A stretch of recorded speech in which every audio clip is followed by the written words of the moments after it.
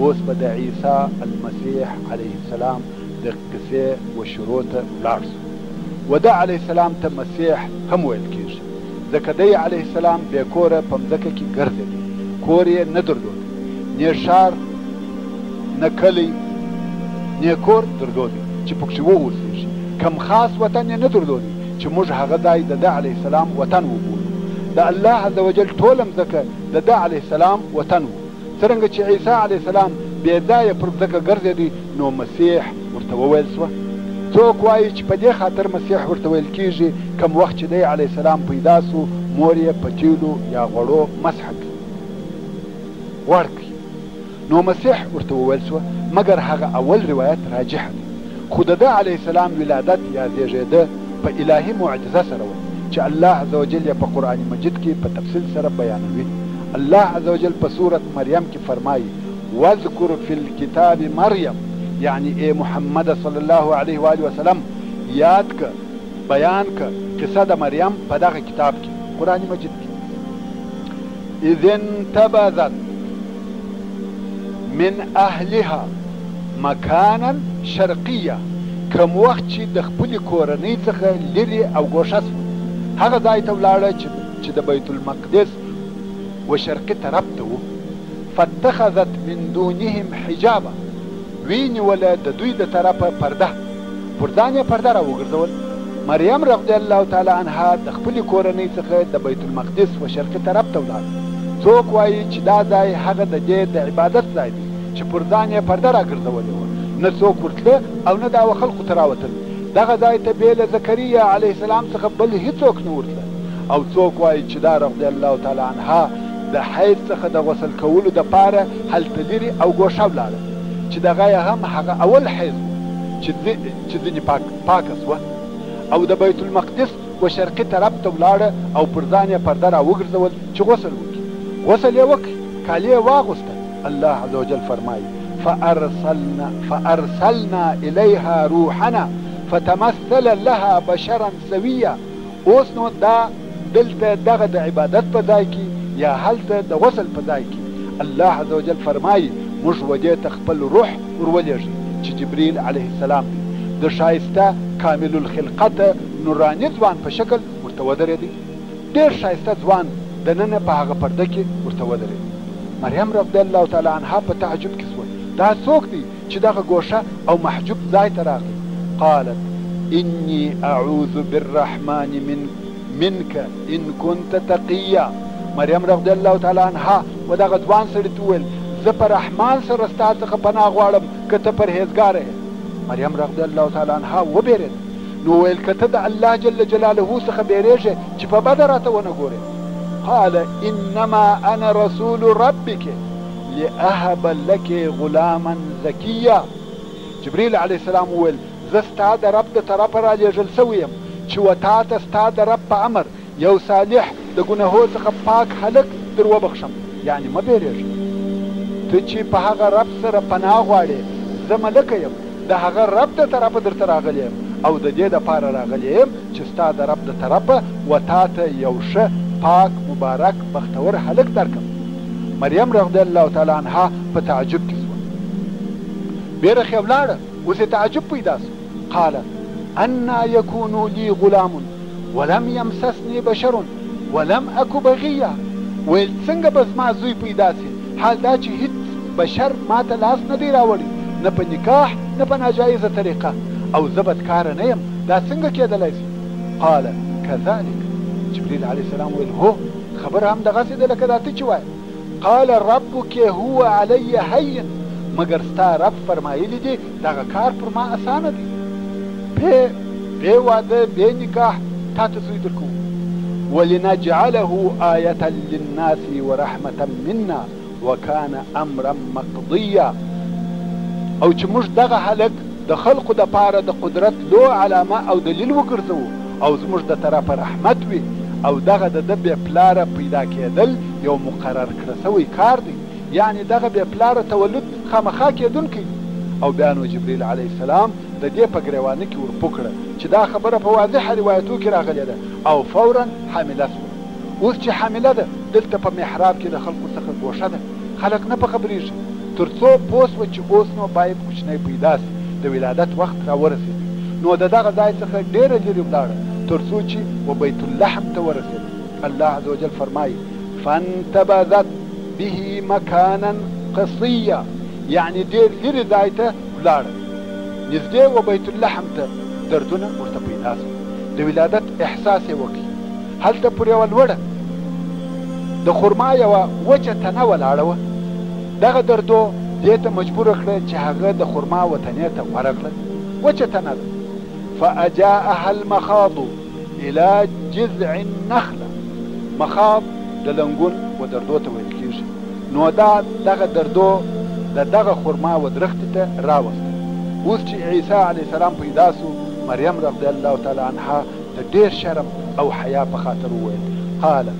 یا لیتنی مت قبل هذا وكنت نسیا منسیا ویل کشکې زه پخوا لا مړه وای او اوس یو هیر سوی شی وای د خلقو د زړو او یاداشت څخه وتلی وای د رسوایي څخه بیریږي چې څنګه به خپل قوم ته ورځم او دا کوچنی به راسره وي ورونو سخت حالت دی درد تکلیف بېکسي او تنهایي ده د ضرورت او راحت سامان نسته او تر دې ټولو لوی مشکل دا و چې دا په عبادت سره مشهوره وه پاکه عفیفه انجلۍ وه څنګه د اولاد خاونده شوه د بدنامۍ او رسوایي د تصور او فکر څخه ډېره پریشانه او ناقراره وه نو یې خود تر خولې دا جمله راووته چې کشکې زه تر دغه وخت د مخه مړه سوې وای په دنیا کې مې نوم او نښان نه وای پاته په دغه وخت کې د کښته څخه یو آواز واورېد دا پر لوړه وه د هغه کښتې مځکې څخه یو آواز واورېد الله عز وجل فرمایي فناداها من تحتها الا تحزني قد جعل ربك تحتك سريا بس ملائکې و مریم رضی الله تعالی عنها ته د لاندې څخه وغږ کړه چې مه خفه کېږه ستا رب ستا تر پښو لاندې د اوبو چینه ګرځولې ده ملکې ورغږ کړه مه خفه کېږه او مه پریشانه کېږه د الله عز وجل په قدرت هر قسم ظاهري او باطني اطمینان حاصل کړه کښته وګوره الله عز وجل د اوبو چینه درته بهولې ده وهزي الیک بجذع النخلة تساقط عليك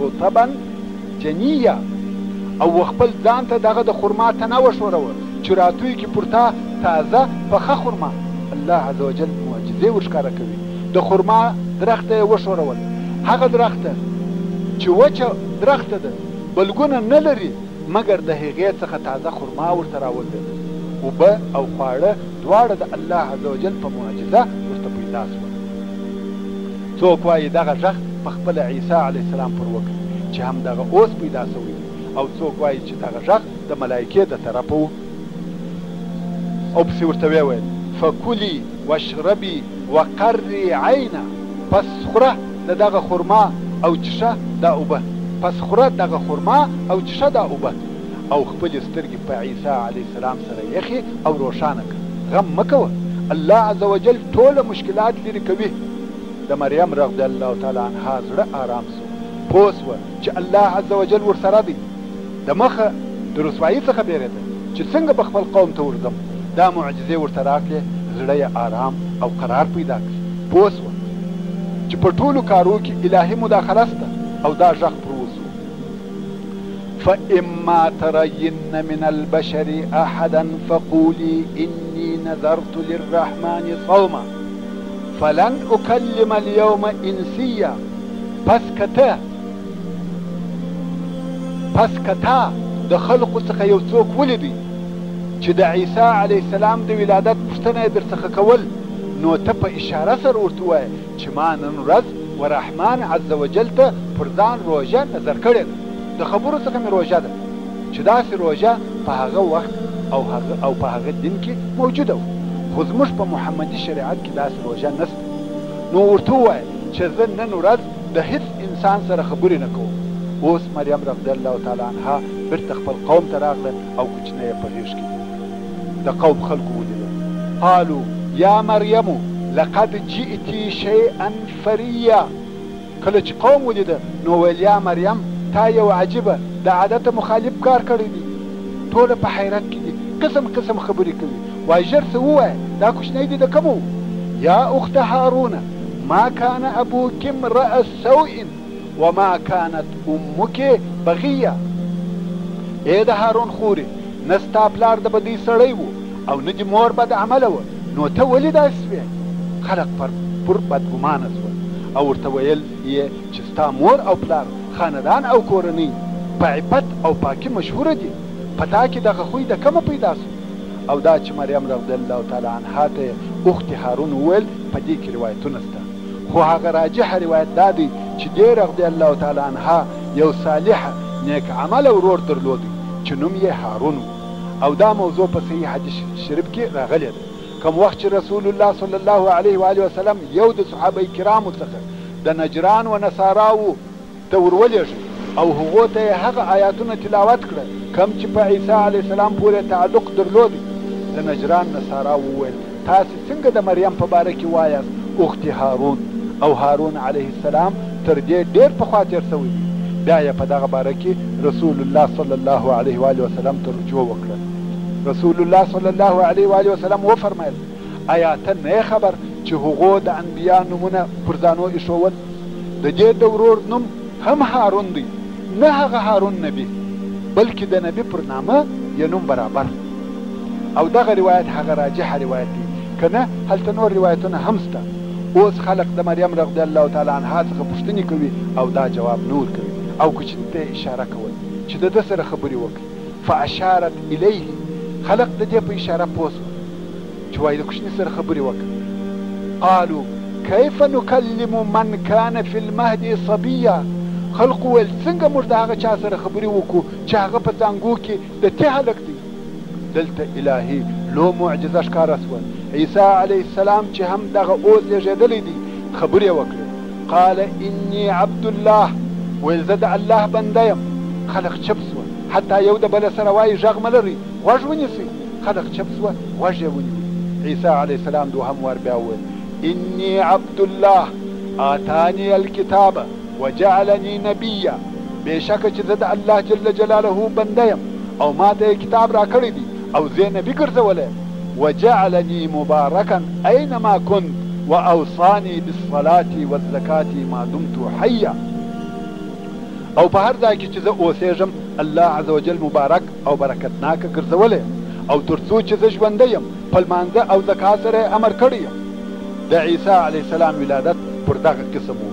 نصارا د عیسی علیه السلام په باره کې کفر او شرک ته رسېدلي دي، وایي مریم د الله عز وجل زوجه ده، العیاذ بالله، دا کفر دی، دا شرک دی. او وایي عیسی علیه السلام د الله عز وجل زوی دی، العیاذ بالله. الله عز وجل نه زوجه لري نه زوی، حاشاه. الله عز وجل په سورة المائده کې فرمایي لقد كفر الذين قالوا ان الله ثالث ثلاثه، په تحقیق هغه کسان کافران سوي دي چې وایي الله درېیم د درو معبودانو څخه دی، چې د دغه درو څخه یې مقصد مسیح روح القدس او الله جل جلاله دی، یا یې مقصد مسیح مریم او الله جل جلاله دی. وایي دغه درې سره الهه دي، العیاذ بالله. وایي په دوی کې یوه حصه د الله شته او بیا هغه درې سره یو دي او هغه یو درې دی. یا هېڅکله داسې نه ده. واقعیت هغه دی چې دغه اوس مو د هغه د ولادت قصه واورېده او الله عز وجل په سورة مریم کې فرمایي ذلك عیسی ابن مریم قول الحق الذي فيه يمترون. دغه چې دا اوس مختصر درته بیان کړه دغه عیسی د مریم زوی دی. الله عز وجل د عیسی علیه السلام په باره کې حق او رښتیا قول فرمایلی. هغه خبره چې په هغه کې خلق اختلاف کوي، یعنی د مسیح شان او کیفیت هم دغه دی چې دغه اوس بیان سو. هغه ښکاره او واقعي خبره هم دغه ده. خلقو بې ځایه او چټي اختلافات او مناقشې پیدا کړي دي چې څوک الله ځینې جوړوي بل یې د الله زوی بولي چې دا نصارا دي، څوک یې کذاب او مفتري بولي، څوک بیا د ده پر نسب غلطي او بیکاره خبرې کوي چې دا بیا یهود دي. خو حقیقي خبره دا ده چې دغه اوس بیان سوه چې عیسی علیه السلام خدای نه دی بلکې د الله عز وجل مقرب بنده دی، درواغجن او مفتری نه دی بلکې صادقه نبی دی، په حسب او نسب سره پاک دی. الله عز وجل په خپل قدرت بې له پلار د مور څخه زېږولی دی. ما كان لله ان يتخذ من ولد سبحانه، الله لره دا نه ښایي، یعنی ضرورت نه لري چې زوی پیدا کړي. سبحانه پاکي د ده لره. اذا قضى امرا فانما يقول له كن فيكون. هر کله چې د یوه کار حکم او اراده وکړي بس دغو نه فرمایي چې موجود سه، هغه موجود سي. نو هغه ذات چې د یوه کن څخه یې هر شی په وجود راځي، هغه زوی او لمسي ته ضرورت څه ضرورت لري؟ اولاد خو د ضعف په وخت کې د چا سره کومک کوي، یا د مشکلاتو په وخت کې کار ځینې اخلي، یا وروسته تر پلار د پلار نوم په ساتل کېږي. او الله عز وجل د دې ټولو څخه پاک او بری دی. او عیسی علیه السلام په خپل وویل وان الله ربي وربكم فاعبدوه هذا صراط مستقیم. عیسی علیه السلام د ولادت په وخت کې چې قوم ته خبرې کولې او ویل انی عبد الله، دا یې هم ورسره زیاته کړه چې بېشکه الله جل جلاله زما رب دی او ستاسې رب دی، پس د دغه الله عبادت کوئ او هم دغه سمه صافه لار ده. ورونو د نصاراو د غلطو عقیدو او بېځایه خبرو د ردولو دپاره الله عز وجل په خپل کلام قرآن مجید کې ډېر آیاتونه نازل کړي دي. خو دغه بحث به د فتې و آخر ته پرېږدم او اوس به خپله کیسه پسې پوره کړم. څرنګه چې دغه فتې د قصص الانبیا علیهم السلام آخري فتې ده، نو کوشش کوم چې کیسه پای ته ورسېږي. که بیا په فتې کې ځای پاته و دغه موضوع به پسې پوره کړم. ښه، اوس چې عیسی علیه السلام په دغه کوچنیوالي کې و بني اسرائیلو ته دغه خبرې وکړې، خو بیا هم هغه یهود دي. مریم رضی الله تعالی عنها یې په فاحش عمل متهمه کړه. د دې او د عیسی علیه السلام خبره یې نه ومنله، ویل دا سحر دی، دا کوچنی چې خبرې کوي دا سحر دی. وما انت الا زانیه، او د دغه وخت څخه یې د بغي نوم کښېښاوه. بغي یعنی زانیه، العیاذ بالله. او عیسی علیه السلام کې ابن البغي وویل العیاذ بالله. پر عیسی علیه السلام یې دغه نوم کښېښاوه. الله عز وجل په سورة النساء کې فرمایي وبکفرهم وقولهم على مریم بهتانا عظیما، او په سبب د کفر د دوی د بني اسرائیلو او په سبب د ویلو د دوی پر مریم رضی الله تعالی عنها ډېر غټ درواغ. بهتان دغه دی چې یو چاته د زنا او فاحش کار نسبت وکړي، نو دوی پر مریم رضی الله تعالی عنها بهتان وایه، او بهتان د درواغو بدترین قسم دی. نو یې بهتان وایه او دغه معجزه یې نه منل چې یو هلک یې بې پلاره پیدا شي. حال دا چې الله عز وجل آدم علیه السلام بې موره او بې پلاره پیدا کړی. الله عز وجل په سورة آل عمران کې فرمایي ان مثل عیسی عند الله كمثل آدم خلقه من تراب ثم قال له كن فيكون. بېشکه چې مثال د عیسی په نیز د الله جل جلاله په مثال د آدم دی، چې الله عز وجل دغه آدم د خاورو څخه جوړ کړي او بیا یې ورته وویل چې بشر سه، بس بشر سو. چې په دې آیات شریف سره د یهودو او نصاراو د دواړو جواب ویل کېدلی.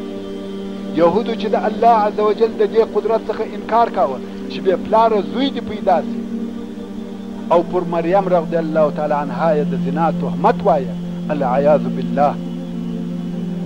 د هغو ته دا ویل کېږي چې د آدم علیه السلام په باره کې څه وایه،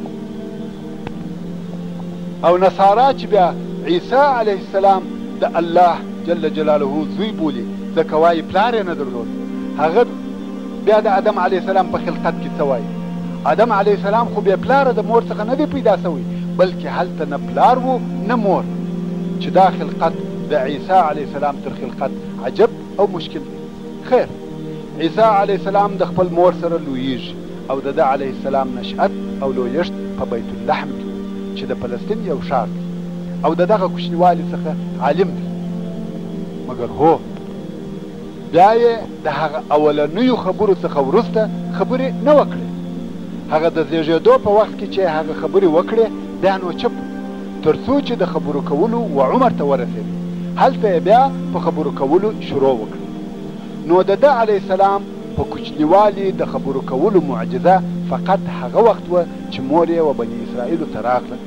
خیر، اوس عیسی علیه السلام کوچنی دی، پر ده علم ښکاره سو.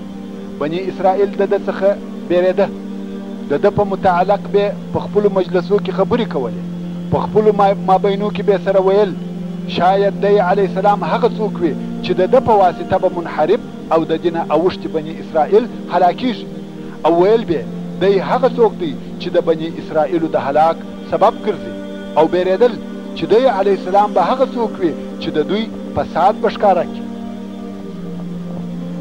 نو بني اسرائیلو د دغه وخت څخه د عیسی علیه السلام د آزارولو اراده وکړه چې دی لا کوچنی هلک دی، مګر مریم رضی الله تعالی عنها د ده پوره ساتنه کول، او ډېر وختونه به تر ښار د باندې ایستی، په ښار کې ډېر نه پرېښاوه.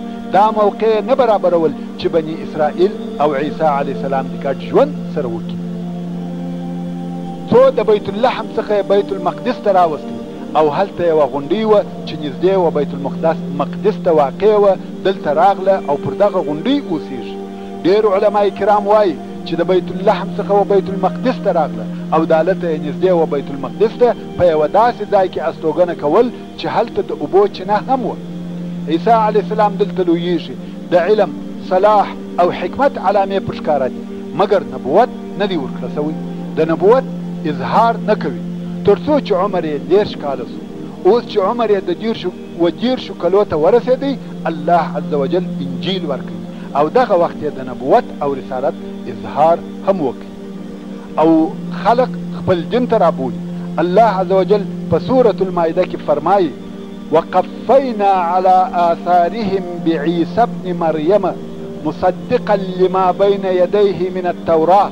الله عز وجل فرمایي چې موږ وروسته تر هغه نورو انبیاو عیسی علیه السلام راولېږه، حال دا چې تصدیق یې کاوه د هغه کتاب چې تر ده د مخه و چې تورات، یعنی د تورات احکام ثابته پاته سوه، مګر ځینې شیان یې منسوخه سوه. وآتیناه الانجیل فیه هدى ونور ومصدقا لما بین یدیه من التوراة وهدى وموعظة للمتقین. او موږ و عیسی علیه السلام ته انجیل ورکړی وو، حال دا چې په هغه کې حق ته لارښوونه وه، او نور وو چې د شرعي احکامو بیان، مصدق او موافق وو د هغه کتاب چې تر ده د مخه وو چې تورات دی، او د پرهیزګارانو دپاره پند او هدایت دی. مورخین او مفسرین ټوله پر دې اتفاق لري چې د عیسی علیه السلام عمر 10 کاله و چې انجیل ورکړه سو، او الله عز وجل د نبوت علامې او معجزې ورسره ښکاره کړې، او د عیسی علیه السلام هغه لوی معجزې چې په قرآن مجید کې هم ذکر شوي دي ښکاره سوې. الله عز وجل په سورة آل عمران کې فرمایي ورسولا الى بني اسرائیل. نو عیسی علیه السلام و چاته رسول و؟ و بني اسرائیلو ته، نه و ټولو خلقو ته. ورونو هر نبی خاص و خپل قوم ته رالیږل کېدی. بیل رسول الله صلی الله علیه و آله وسلم نبی المصطفى المختار محمد ابن عبد الله علیه افضل الصلاة والتسلیم چې جنس او انس و ټولو ته رالیږل سوی دی، چې دا د رسول الله صلی الله علیه و آله وسلم د خصوصیاتو څخه دی. ورسولا الى بني اسرائیل انی قد جئتکم بآیة من ربکم. او رسول بوی و بني اسرائیلو ته چې دوی ته به وایي په تحقیق زه راغلی یم و تاسې ته ستاسې د رب د طرفه څخه په لو علامه، یعنی زما د تصدیق دپاره ستاسې د رب لو علامه او معجزه هم را سره ده. د عیسی علیه السلام سره ډېرې لوی معجزې ورسره وې. دا د دې دپاره چې و خلقو ته ور وښیي چې زه رسول یم. یوه معجزه نه وه، بلکې پرله پسې معجزې ورسره وې. نو یوه قوم ته وویل انی اخلق من الطین كهيئة الطير فأنفخ فيه فيكون طيرا بإذن الله. ای بني اسرائیلو زه د خټو څخه و تاسې ته د مرغه شکل جوړوم، او بیا په هغه شکل کې پوکم، پس هغه شکل به د الله عز وجل په حکم سره الوتونکی مرغه کیږي. د هغو خټو څخه به ژوندی مرغه جوړ سو، هډوکي، غوښې او بڼکې به پیدا کړه، او د دوی په حضور به په هوا سو. خو بني اسرائیل یې درواغ بولي او انکار کوي. او بل د معجزو څخه یې دا و وابرئ الاکمه والابرص، او ویل مورزاده ړوند جوړوم. ورونو اکمه هغه څوک دی چې د مور څخه ړوند وزیږي. ړوندوالی پر 2 قسمه دی، یو هغه څوک دی چې ویني او بیا ړوند سي، په عربي کې و دغه ته اعما وایي، مګر هغه څوک چې د مور څخه ړوند وزېږي و هغه ته اکمه وایي. نو په عربي کې دوه لفظه سوه، یو اعما بل اکمه. اعما هغه څوک دی چې وروسته ړوند سي، او اکمه هغه څوک دی چې د مور څخه ړوند پیدا سي. نو د عیسی علیه السلام معجزه دا وه چې مورزاده ړوند به ورته راوستی، پر سترګو بیا لاس ورتېر کوي، هغه به جوړ سو، لیدل بیا کول. دا کار یې د بني اسرائیلو په حضور کاوه. دوی به هغه ړوند پیژندي چې دا په خپل ټول عمر کې ړوند و، خو بیا یې هم انکار کاوه او دغه رنګه یې برس جوړاوه. برس جلدي مریضي ده، هغه چې پوست سپین سي او موږ پیس ورته وایو. دغه پیس به ورته راوستی، هغه چې خلق به ځینې تښتېده چې ویل موږ په دغه مرض اخته نسو. عیسی علیه السلام به لاس پر تېر کوي، د هغه پوست به هغه خپل طبیعي حالت ته واوښتی لکه هیڅ شی چې نه او نسته. بیا هم بني اسرائیلو انکار کاوه. عیسی علیه السلام نورې معجزې هم ورښکاره کړې. وانبئکم بما تاکلون وما تدخرون فی بیوتکم، او زه تاسې په هغه شي خبروم چې تاسې خورئ، او په هغه شیانو مو خبروم چې تاسې په خپلو کورو کې ساتئ. یو سړی چې به کور ته تلی، ده علیه السلام به ورته ویل ستا ښځې و تا ته فلانی قسم خواړه در جوړ کړي دي، او تا په کور کې دغه قسم خواړه ساتلي دي. هغه د دوی د کورو په حالاتو به خبرول. بیا هم بني اسرائیل د ده علیه السلام د رسالت څخه انکار کوي، نه مني. کفر یې اختیاراول، او د هغه لویو معجزو څخه چې عیسی علیه السلام ښکاره کړي دي د مړو ژوندي کول دي. په روایاتو کې وایي چې عیسی علیه السلام 4 مړي ژوندي کړي دي، 4 واره جلا جلا، چې په هر وار کې به د هغه بل وار څخه مختلفه واقعه او حادثه وه. الله عز وجل فرمایي واحیي الموتى باذن الله، او ژوندي کوم مړي د الله عز وجل په حکم سره. موتا جمع د میت ده، نو یو مړی نه و بلکې مړي را ژوندي کړي دي. او هر وار به بني اسرائیلو لیدل، خو بیا هم منکر او کافر قوم. ځینې احکام چې په تورات کې د بني اسرائیلو د عقاب په خاطر نازل سوي وه، په انجیل سره هغه منسوخ کړه سوه. یعنی کم شیان چې پر بني اسرائیلو د عقاب او سزا په خاطر حرام کړه سوي وه، هغه یې ورته روا او جایز کړه، هغه عقاب یې ځینې پورته کړي، او هغه منع شیان یې ورته حلال کړه. الله عز وجل فرمایي ولأحل لكم بعض الذي حرم عليكم، او عیسی علیه السلام د خپل رسالت د اثبات دپاره دلایل ورته وایي وجئتکم بآیة من ربکم فاتقوا الله واطیعون، او تاسې ته ستاسې د رب د طرفه په هر قسم معجزو سره راغلی یم، نو د الله جل جلاله څخه وبېرېږئ، په توحید کې زما اطاعت وکړئ. ان الله ربي وربكم فاعبدوه ان هذا صراط مستقیم. بېشکه چې الله عز وجل زما او ستاسې رب دی، نو د هغه رب بندګي او عبادت کوئ.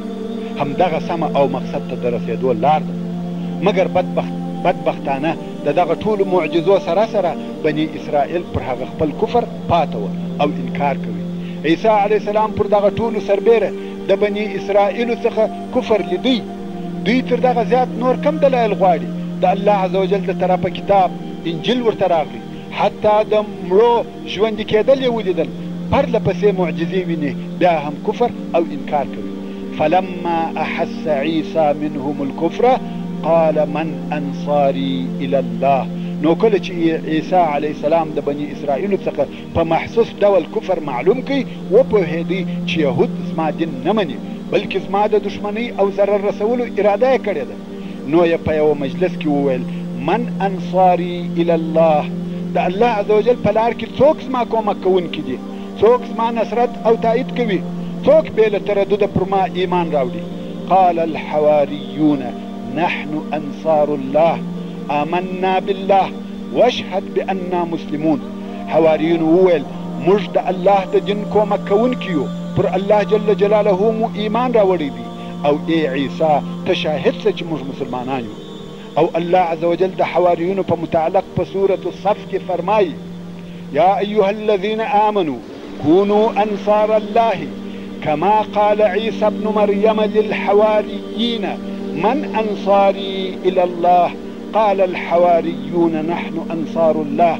يعني اي مؤمنانو د الله عز وجل د دین کومک کوونکي سي، لکه چې عیسی ابن مریم علیه السلام و حواریونو ته وویل د الله عز وجل په لار کې زما کومک کوونکي څوک دي؟ حواریونو وویل موږ د الله عز وجل د دین کومک کوونکي یو. مقصد دا کم وخت چې نورو خلقو کفر او انکار اختیار کوي دغه حواریونو ایمان راوړي او د عیسی علیه السلام تصدیق یې وکړي. څوک وایي چې د دغو خلقو عدد 12 نفره وو، خو په هغه راجح روایت کې وایي چې حواریین فقط 12 نفره وو. دغه 12 نفره حواریین او د عیسی علیه السلام اصحاب او انصار وو. الله عز وجل فرمایي فآمنت طائفة من بني إسرائيل وكفرت طائفة فأيدنا الذين آمنوا على عدوهم فأصبحوا ظاهرين. نو د بني اسرائیل څخه یوې ډلې پر عیسی علیه السلام ایمان راوړي او بله ډله کافره سوه. نو موږ قوت ورکوي و هغو کسانو ته چې ایمان یې راوړی وو پر دشمنانو د دوی. پس دغه مؤمنان پر کافرانو غالبه سوه. یعنی په وروسته کې بیا الله عز وجل د نصاراو دین د یهودو پر دین قوي او ظاهره کړي. او ځینې مفسرین د دغه آیات شریف په تفسیر کې وایي چې خلق و درو حصو ته وویشل سول. یوې حصې وویل چې مسیح علیه السلام په خپله الله دی، بلې حصې وویل چې مسیح ابن الله دی، او درېیمې حصې وویل چې مسیح علیه السلام د الله عز وجل بنده او رسول دی. چې دغه ډله د نصاراو څخه هغه موحدین دي او په دغه عقیده کې د دغه حصې متابعت د رسول الله صلی الله علیه و آله وسلم امت وکړي. موږ هم وایو چې مسیح علیه السلام د الله عز وجل بنده او رسول دی. نو الله عز وجل د رسول الله صلی الله علیه و آله وسلم امت پر نورو سابقه امتو ظاهر او قوي کوي. نو دا چې الله عز وجل فرمایي فأیدنا الذین آمنوا، یعنی د رسول الله صلی الله علیه و آله وسلم امت ته مو قوت ورکړي علی عدوهم پر دشمنانو د دوی چې یهود او نصارا دي.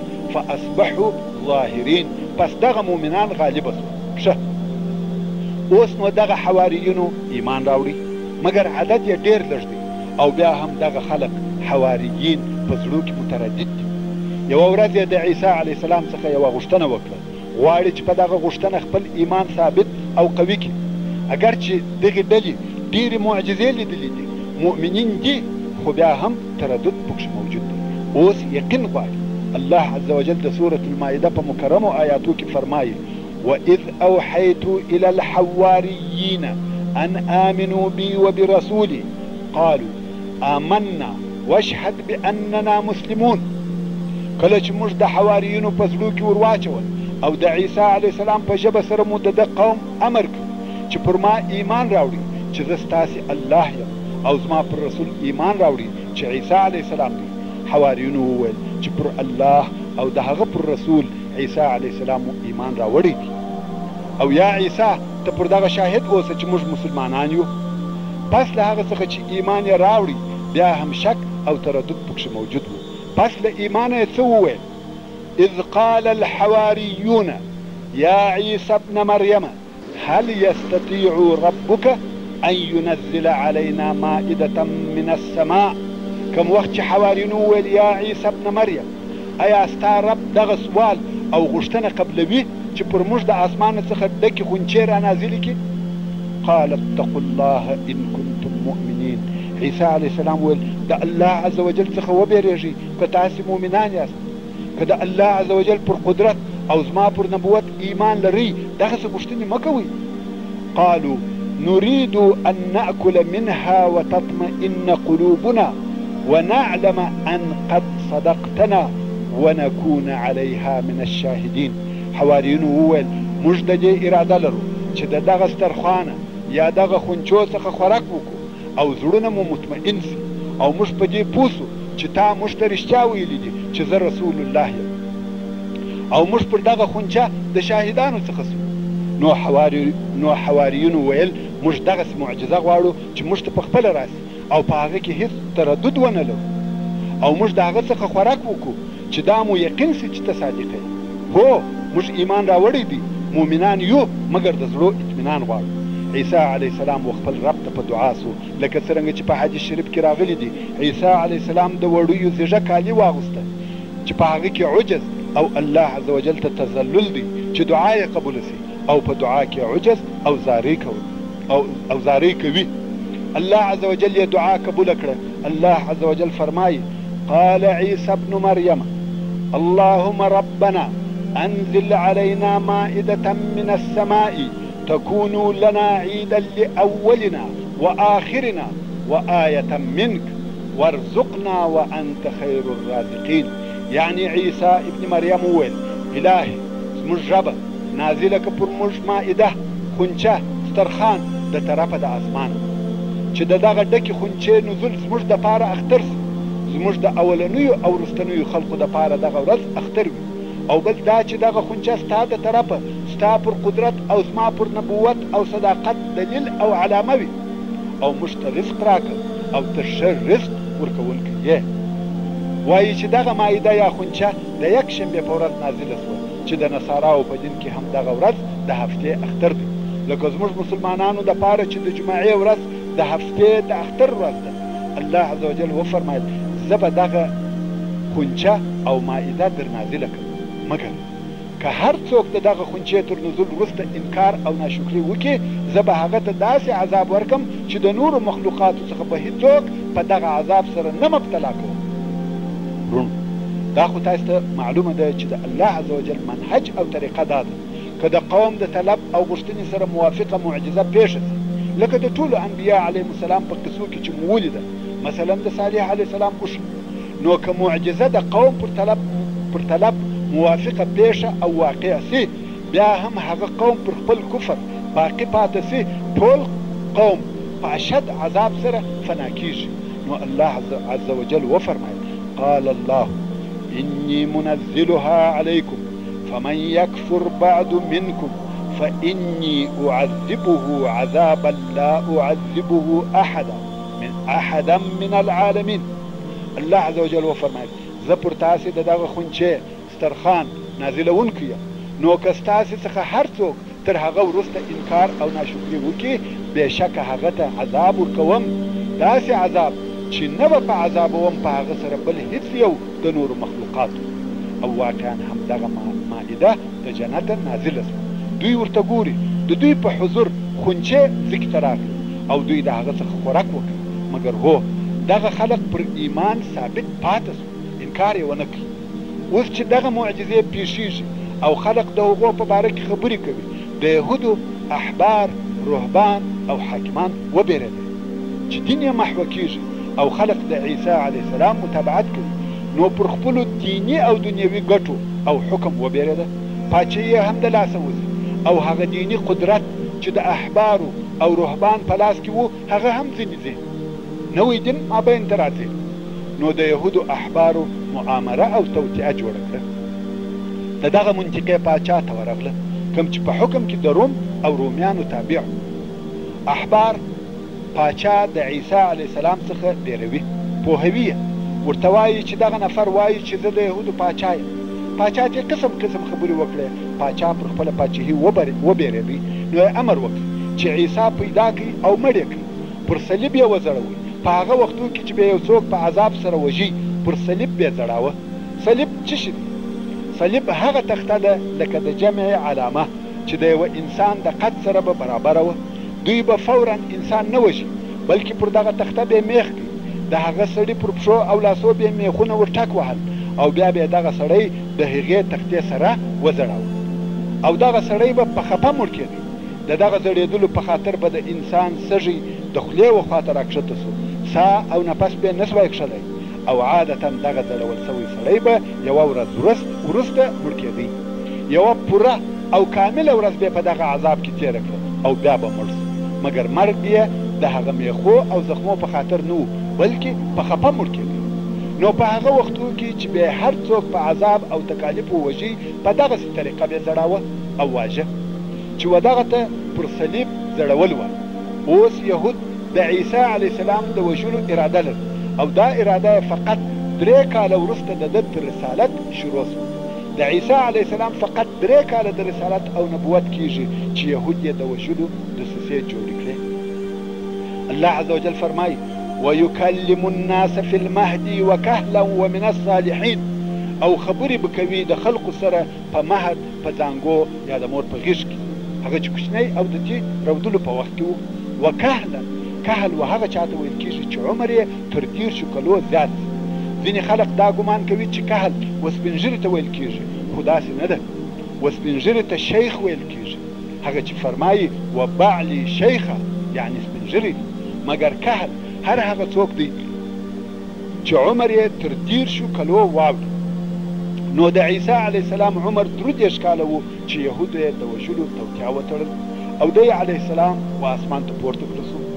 اوس نو د عیسی علیه السلام و اسمان ته د پورته کېدو په متعلق ډېر زیات روایتونه شته چې ټول یې د اسرائیلیاتو څخه دي او یا دا چې د انجیل او تورات څخه رانقل سوي دي. خو ما په دغه باره کې د صحیح احادیثو څخه کم حدیث نه دی پیدا کړی بې له یوه حدیثه هغه چې امام نسایي روایتوي علی شرط مسلم، او دغه حدیث شریف په دغه باره کې هغه افضل او بهتر خبر دی. نو د نورو هغه روایتو څخه چې اسرائیلیات دي یا د تورات او انجیل څخه رانقل سوي دي تر هغو تېرېږم، ځکه هغه تحریف او اړول چې په تورات او انجیل کې سوي دي موږ ته د حق او باطل فرق او تمیز نه کېږي، او فقط په هغه روایت کفایت کوم چې نسایي علی شرط مسلم ذکر کوي.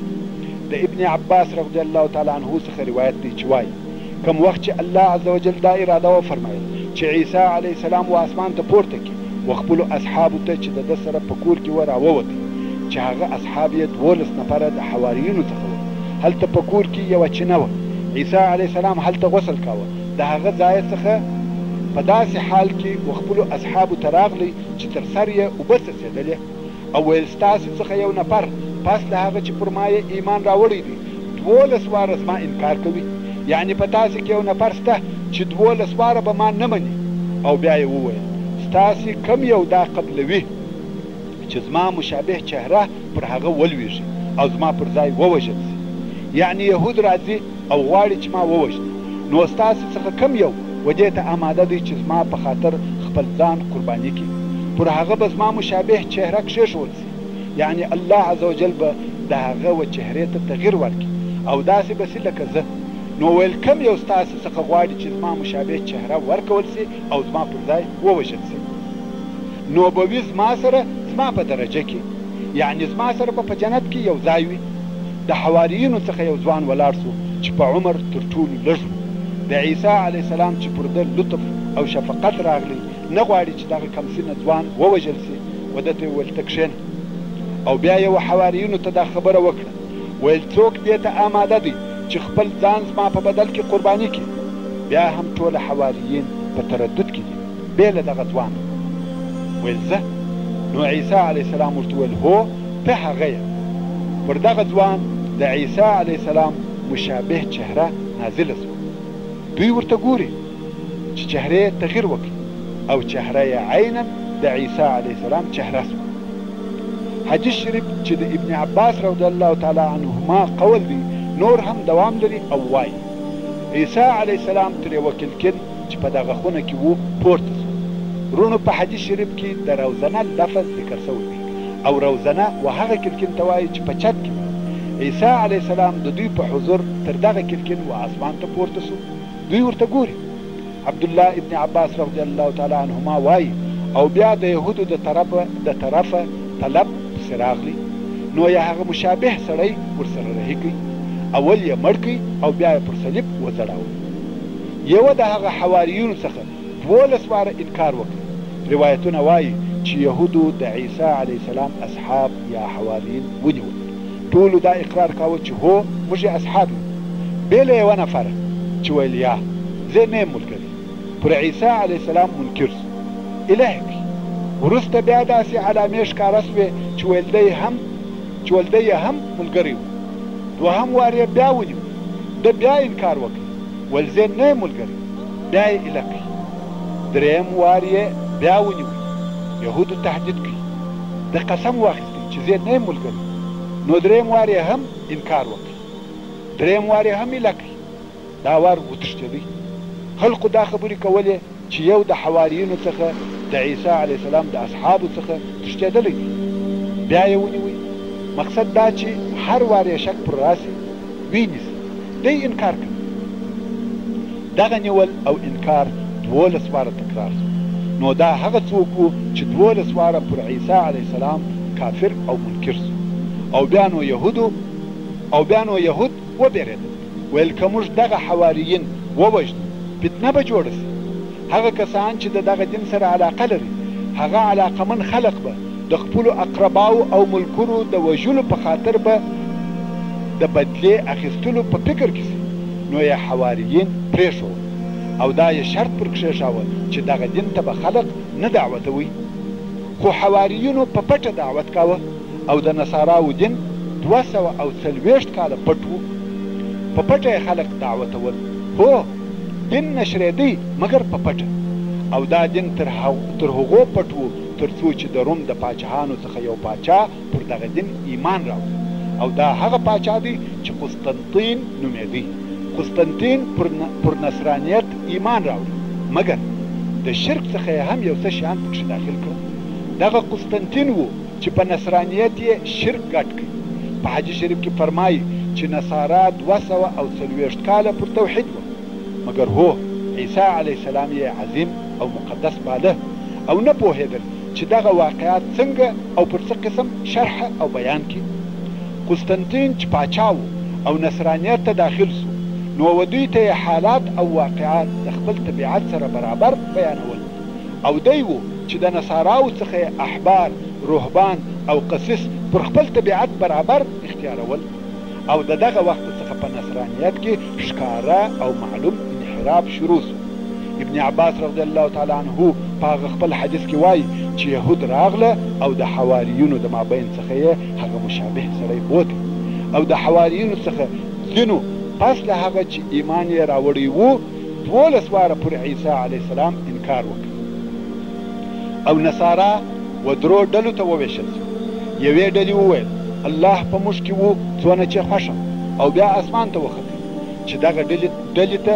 یعقوبیه ویل کېږي او یوې ډلې وویل د الله زوی په موږ کې و څونه چې خوښه وه او بیا الله جل جلاله و خپل ځان ته پورته کړي چې و دغې ډلې ته نستوریه ویل کېږي او دا هغه ډله ده چې د دوی دین او عقیده نشر سو او اکثره نصارا دوی دي او یوې ډلې وویل چې عبدالله او رسول الله په موږ کې و څونه چې خوښه وه او بیا الله عز وجل و خپل ځان ته پورته کړي چې دا د نصاراو مسلمانان دي دغه مسلمانان تر اوسه هم په نصاراو کې شته او دوی ته موحده ډله ویل کېږي فرقه موحده یونیټیرین یونیت یو واحد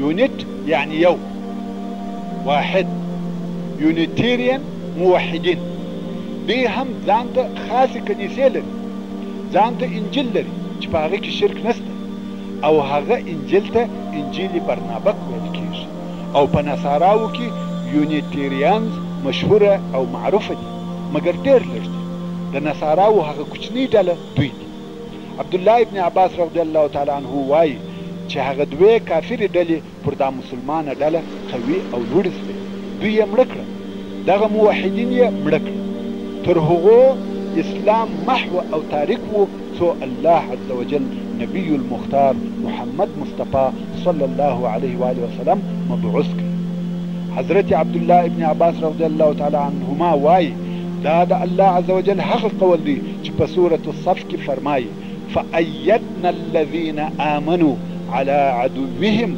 فأصبحوا ظاهرين نو قوت مو ورکړي وهغو کسانو ته چې ایمان یې راوړی و د دوی پر دشمنانو پس دوی دغه مؤمنان پر کفارو غالبه سو او بیا الله عز وجل د یهودو دغه قول ردوي چې ویل به موږ عیسی علیه السلام ووژي او د سورة النساء په 150 نمبر آیات کې فرمایي وقولهم انا قتلنا المسيح عیسی ابن مریم رسول الله او دا قول د دوی چې ویل یې بېشکه موږ مسیح عیسی ابن مریم وژلی دی دا د دوی ګمان و وما قتلوه وما صلبوه ولكن شبه لهم حال دا چې نه دوی وژلی دی او نه پدار کړی دی بلکې مشابه کړه دوی ته دغه سړی د عیسی په چهره سو وان الذين اختلفوا فيه لفي شك منه او بېشکه هغه کسان چې دوی د عیسی په باره کې اختلاف کړی دی هغه د ده په باره کې په شک کې دي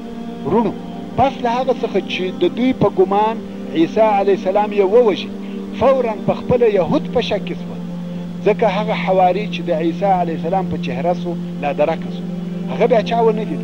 نو یهود وویل که موږ عیسی وژلی وي دغه حواري سو، او که مو دغه حواري وژلی وي نو عیسی سو. وإن الذين اختلفوا فيه لفي شك منه ما لهم به من علم إلا اتباع الظن وما قتلوه يقينا. او بشک هغه کسان چې دوی د عیسی علیه السلام په باره کې اختلاف کړی دي هغه په شک کې دي، دوی ته د عیسی په باره کې هیڅ علم نشته مګر صرف د خپل ګمان متابعت کوي، او دوی عیسی علیه السلام په یقیني وژلو سره نه دی وژلی. بل رفعه الله الیه وکان الله عزیزا حکیما، بلکې الله عز وجل دی خپل طرف ته پورته کړي، او الله عز وجل قوي غالب او د ښه حکمت خاوند دی، هر کار په تدبیر او مصلحت سره کوي. او الله عز وجل عیسی علیه السلام د قیامت د علامو څخه وګرځاوه. الله عز وجل په سورة الزخرف کې فرمایي وانه لعلم للساعه، او بشک دغه عیسی علیه السلام د قیامت دپاره نقشه او علامه ده. ورونو د عیسی علیه السلام و دنیا ته اول وار راتګ د بني اسرائیلو دپاره د الهي قدرت یوه علامه وه چې بې پلاره پیدا سو، عجیبې او نادرې معجزې ورښکاره کړې. او دوهم وار راتګ به د قیامت د علامو څخه وي. د ده په نزول سره به خلقو ته دا ور معلومه سي چې قیامت ډېر رانږدې سوی دی. عیسی علیه السلام آسمان ته پورته کړه سو، او تر اوسه هم په آسمان کې ژوندی دی، او په آخره زمانه کې بیرته ځمکې ته راځي. کم وخت چې مسیح الدجال راسي چې موږ یې خرجدال بولو، عیسی علیه السلام د ده د وژلو دپاره راځي چې دغه حالات مې د آخري سفر په سلسله کې مفصل بیان کړي دي. هغه سلسله چې د آخري سفر په نامه یادیږي ډېره ګټوره او خوندوره ده، خامخا یې واورئ. خیر بیرته خپلې قصې ته راګرځم. ورونو په صحیح حدیث شریف کې هغه چې امام احمد او ابو داود یې روایتوي او نور ډېر صحیح احادیث یې تاییدوي، هغه چې په بخاري مسلم او نورو کې روایتیږي، مګر د جامع حدیث شریف روایت امام احمد کړی دی. رسول الله صلی الله علیه و آله وسلم فرمایي چې انبیا د پلار د طرفه ورونه دي، یعنی پلار یې یو دی او مندې یې مختلفې دي او دین یې یو دی او امتونه یې مختلف دي. وانا اولى الناس بعیسی ابن مریم، او زه په عیسی ابن مریم پورې اول مستحق یم، ځکه زما او د ده په مابین کې نبي نشته. ورونو زموږ د رسول الله صلی الله علیه و آله وسلم و دنیا ته تشریف راوړل په 500 عیسوي میلادي سنه کې وه. نو د عیسی علیه السلام او د رسول الله صلی الله علیه و آله وسلم په مابین کې 500 کاله تېر شوي دي چې په دغه ټوله موده کې نبي نشته. تر رسول الله صلی الله علیه و آله وسلم د مخه آخر الانبیاء عیسی علیه السلام دی، او رسول الله صلی الله علیه و آله وسلم خاتم النبیین دی. رسول الله صلی الله علیه و آله وسلم فرمایي وانه نازل، عیسی علیه السلام به بیرته راسي، کم وخت چې وویني ویې پیژني، تردد او اختلاف مه پکښې کوئ. رسول صلی الله علیه و آله وسلم یې علامې راته بیان کړي دي او فرمایي عیسی علیه السلام چارشانه سړی دی چې نه جګ دی نه ګردی، رنګ یې سپین دی چې سوروالی پکښې دی، وریښتان یې نرم دی یعنی زیږه او پیچل سوي نه دي، د سر وریښتان یې داسې معلومیږي لکه اوبه چې ځینې څڅېږي که څه هم لوند سوی نه وي، چې دغه علامه یې تر ټولو علامو ښکاره او روښانه علامه ده. څوک چې ورته ګوري د هغه دا خیال سي چې وریښتان یې لانده دي او په هغو کې د اوبو څاڅکي ویني، چې ورنږدې سي یا د نږدې ورته وګوري هېڅ نسته، نه اوبه نه څاڅکي، وچ وریښتان دي. دا یې هغه واضح علامه ده چې څوک پکښې شکمن نسي. او د دوو منارو په مابین کې راتا کېږي. رسول الله صلی الله علیه و آله وسلم په بل حدیث کې فرمایي ينزل عند المنارة البيضاء من مسجد دمشق، د دمشق د مسجد د بیضا منارې سره راکښته کېږي، بیضا سپینه، چې وایي په آخره زمانه کې چې دا یې په آخره زمانه کې د راکښته کېدو ځای دی. صلیب ماتوي او خنزیر وژني، بې له اسلامه نور ادیان منع کوي، حتی نصرانیت او د نصرانیت علامې منع کوي. صلیب او خنزیر ټوله منع کېږي او پای ته رسېږي. د ده علیه السلام په زمانه کې بې له اسلامه نور ټول ادیان د بینه دي. الله عز وجل د ده په زمانه کې مسیح الدجال الکذاب هلاکوي. د عیسی علیه السلام په زمانه کې امن او اطمینان راځي رسول الله صلی الله علیه و آله وسلم فرمایي وتقع الامنه ټول مځکه به په خیر او سلامتیا وي تر داسې اندازې چې اوښ به د زمري سره پیول کېږي، یعنې یو ځای به سره ګرځي، پړانګان د غوایانو سره او شرموښان د پسو سره، کوچنیان او هلوکان به په مارانو لوبې کوي، ځینې به و ځینو نورو ته ضرر نه رسوي. عیسی علیه السلام به په مځکه کې دونه واوسیږي څونه چې د الله عز وجل خوښه وي. رسول الله صلی الله علیه و آله وسلم په بل حدیث شریف کې فرمایي چې عیسی په مځکه کې 40 کاله اوسیږي او بیا وفاتیږي. ورونو داسې انسان نشته چې د مرګ څکه دې ونه کړي. عیسی علیه السلام نه دی وفات شوی او بیا خامخا د مرګ او باید خامخا د مرګ څکه وکړي. الله عز وجل فرمایي هغه چې عیسی علیه السلام د خپل ولادت په اولو وختو کې وویل والسلام علی یوم ولدت و یوم اموت و یوم ابعث حیا، په هغه ورځ دې پر ما سلام وي چې زیږول سوی یم او په هغه ورځ دې پر ما سلام وي چې مرم وفاتېږم. نو عیسی علیه السلام په آخره زمانه کې وفاتېږي. مسلمانان د جنازې لمونځ پر ادا کوي او هلته یې ښخوي. د قیامت په ورځ الله عز وجل و عیسی علیه السلام ته ډېر لوی او عظیم خطاب کوي. الله عز وجل په سورة المائده کې فرمایي وإذ قال الله يا عيسى ابن مريم أأنت قلت للناس اتخذوني وأمي إلهين من دون الله. کله چې الله عز وجل د قیامت په ورځ عیسی علیه السلام ته ووایي یا عیسی ابن مریم ایا تا و خلقو ته ویلي وه چې ما او زما مور ما سوا د الله جل جلاله د خپلو معبودانو پر قسم ومنئ؟ قال سبحانك ما يكون لي أن أقول ما ليس لي بحق. عیسی علیه السلام ووایي یا الله ته د شریکه پاک یې، دا ما ته نه ده لایقه چې زه هغه خبره ووایم چې د هغې د ویلو حق نه لرم. ان كنت قلته فقد علمته، که چیرې ما دا خبره ویلې وي نو خامخا تا ته هغه خبره معلومه ده، ته په خبر یې. تعلم ما في نفسي ولا اعلم ما في نفسك، هر هغه شی چې زما په نفس او زړه کې دی تا ته معلوم دی او ته په خبر یې، او زه په هغه شي نه یم خبر، نه دی را معلوم چې ستا عز وجل په ذات کې دی. زما پر ټولو حالاتو ستا علم احاطه لري، خو زما علم ستا پر معلوماتو هیڅ احاطه نه لري. انک انت علام الغیوب، بېشکه چې ته پر غیبو او اسرارو پټو حالو ښه عالم یې. ما قلت لهم الا ما امرتني به ان يعبدوا الله ربي وربكم، ما دوی ته هیڅ نه دي ویلي بې له هغه څخه چې تا په هغه سره امر کړی وم چې تاسې د الله عبادت کوئ، هغه چې زما رب دی او ستاسې رب دی. وكنت عليهم شهيدا ما دمت فيهم، او زه د دوی پر اقوالو او افعالو څارونکی وم تر څو چې زه په دوی کې وم، یعنې تر هغه وخته چې زه د دوی سره وم په وعظ او نصیحت سره مې د دوی مراقبت کاوه، بې ځایه عقیدې او بیکاره اعمالو ته مې نه پرېښول. فلما توفیتني كنت انت الرقیب علیهم، او کم وخت چې تا زه د دوی څخه آسمان ته پورته کړم نو هم دا ته د دوی پر حالاتو څارونکی او خبردار وي. وانت على كل شيء شهید، او ته عز وجل پر هر شي ښه حاضر او باخبره یې. ورونو الله عز وجل په خپل پاک کلام قرآن مجید کې و مسلمانانو ته، کتابیانو ته او مشرکانو ته قسم قسم لارښوونې کړي دي. که هر څوک د الهي وحیو متابعت وکړي هغه د نجات لار پیدا کړه. دین د رأی او فکر، خواهش او نظریې شی نه دی، بلکې دین او عقیده هغه شی دی چې فقط او فقط په الهي وحیو سره ثابتېږي. الله عز وجل و کتابیانو ته حق لار وښیي او په سورة النساء کې فرمایي یا اهل الكتاب لا تغلوا في دينكم ولا تقولوا على الله الا الحق. ای د کتاب اهل، ای کتابیانو، ستاسې په دین کې مبالغه او تر حدودو تجاوز او تیری مکوئ او پر الله جل جلاله ویل مکوئ مگر رښتیا او حق ویل. انما المسيح عيسى ابن مريم رسول الله وكلمته، بېشکه چې مسیح علیه السلام د مریم زوی د الله جل جلاله رسول دی او د ده عز وجل کلمه ده.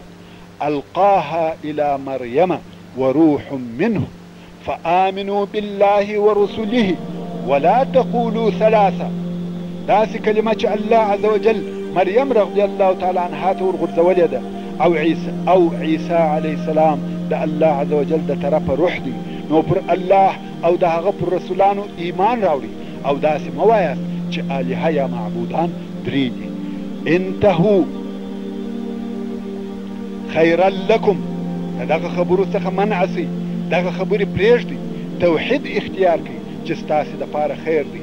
انما الله اله واحد سبحانه ان يكون له ولد، بېشکه خبره دا ده چې الله حق معبود یو دی، هیڅ شریک نه لري، پاکي د ده لره د دې څخه چې د زوی نسبت دې ورته وسي. له ما في السماوات وما في الارض وكفى بالله وكيلا. هر هغه شیان چې په اسمانو کې دي او هر هغه شی چې په مځکه کې دی خاص د عز وجل لره دی. د مځکو او اسمانو او هر هغه شیان چې په دوی او د دوی په مابین کې دي د ټولو مالک الله عز وجل دی. د ده جل جلاله ملک دی، د ده جل جلاله مخلوق دی، د ده جل جلاله عبید بندگان دي او الله جل جلاله کار جوړونکی وکیل دی. لن يستنكف المسيح ان يكون عبدا لله ولا الملائكة المقربون. مسیح علیه السلام د دې څخه انکار نه کوي چې د الله عز وجل د پاره دې بنده سي، او نه مقرب ملائکه د الله عز وجل د بندګۍ څخه انکار کوي. نه مسیح علیه السلام نه مقرب ملائکه په دې شرمیږي چې د الله جل جلاله بندگان دي وي. د الله عز وجل عبودیت او د هغه جل جلاله احکام پر ځای کول شرف او عزت دی چې د هغه قدر او اهمیت و مسیح علیه السلام او نور انبیاء علیهم السلام او مقربه بلکې عام ملائکو ته ور معلوم دی. هغه هیڅ کله د الله عز وجل په عبودیت او عبادت نه شرمیږي او نه انکار ځینې کوي. ذلت او بېغیرتي خو هغه ده چې د ما سوی الله عبودیت او عبادت اختیاروي، د بوتانو د بندگانو عبادت او عبودیت کوي. خو خیر الله عز وجل فرمایي که هر څوک د الله عز وجل د عبادت څخه انکار وکړي، په هغه وشرمیږي، تکبر او لویي وکړي، نو الله عز وجل به ډېر ژر دوی و خپل طرف ته د جزا ورکولو دپاره راجمعه او راټول کړي. الله عز وجل فرمایي ومن يستنكف عن عبادته ويستكبر فسيحشرهم إليه جميعا. رونو عیسی علیه السلام نبی مرسل دی، مکرم دی او د انبیاء علیهم السلام آخرنی نبی دی. تر ده علیه السلام وروسته د انبیاء او رسولانو څخه بل نبی او رسول نه دی راغلی بې له محمد مصطفی افضل الانبیاء وافضل المرسلین وخاتم النبیین عليه وعلى الانبیاء جميعا افضل الصلاة والتسلیم.